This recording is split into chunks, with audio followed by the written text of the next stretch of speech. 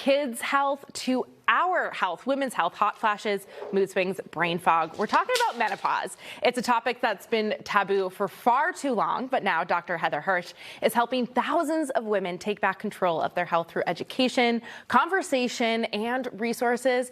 Dr. Hirsch, thanks for being here. I couldn't be more excited to talk about this topic with you. I love that you're talking about it because it's something that I feel like so many women don't want to talk about or don't know how to talk about. So your first book is about menopause. Can you just tell us the different types of menopause? Yes, so I've been seeing patients for the last 12 years, and in doing so, I really could sort of see some patterns coming through.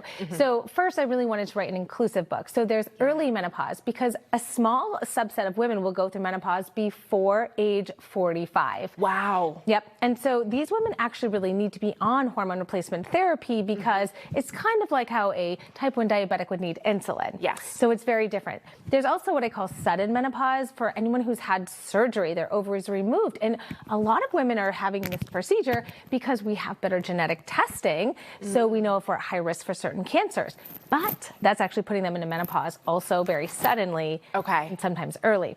Okay. There's also full throttle menopause, which is exactly what it sounds like. Symptoms from head to toe, from the insomnia and the irritability and the rage to the dryness and the brain fog. Okay. There's something I call the mind and mood type of menopause, where I saw some women really had new onset of anxiety and depression, and they can get misdiagnosed, and clinicians might forget to think about the changing hormones when mood is changing in midlife. There's the seemingly never ending, which is like you're going on 2 decades of still having symptoms. And then actually importantly, there's something I call silent menopause, where a small subset of women, about 10% of women, won't have symptoms. But it's important that we know, even if you don't have those outward symptoms and you feel like you're the lucky one, your body's still changing. Your bones are changing, the cardiovascular system is changing. And so we still need to know what's happening to our body. So you're talking about all these menopause things. You started with early menopause, but there's a difference between early menopause and perimenopause, and that's something that's happening even younger for women.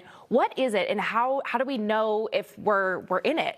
I'm so excited to talk about this because menopause has kind of had its moment, but perimenopause, like its little sister, is still being discovered. So if menopause is really 1 year of no periods, and every day after that you're postmenopausal, that means that perimenopause is all of the time leading up to that, which could be its own decade. It could be years.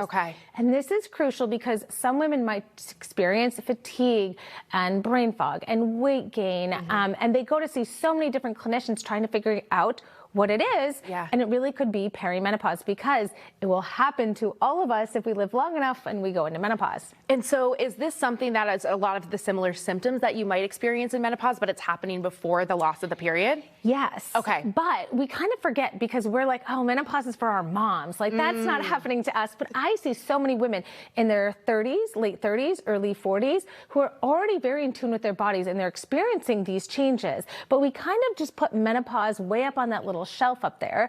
But as those hormones are changing, our bodies are changing too. Just like puberty takes a couple years for your body to really kind of get into rhythm, perimenopause can take many years for you to kind of wind down. And so because these symptoms can be so similar to just, so many other conditions, it's really important for clinicians and women to be able to identify and name it perimenopause. So it's important. If you're starting to have any questions about it, go talk to your doctor because it's important to even just have the conversation and get more knowledge around it. Absolutely. It's never too soon.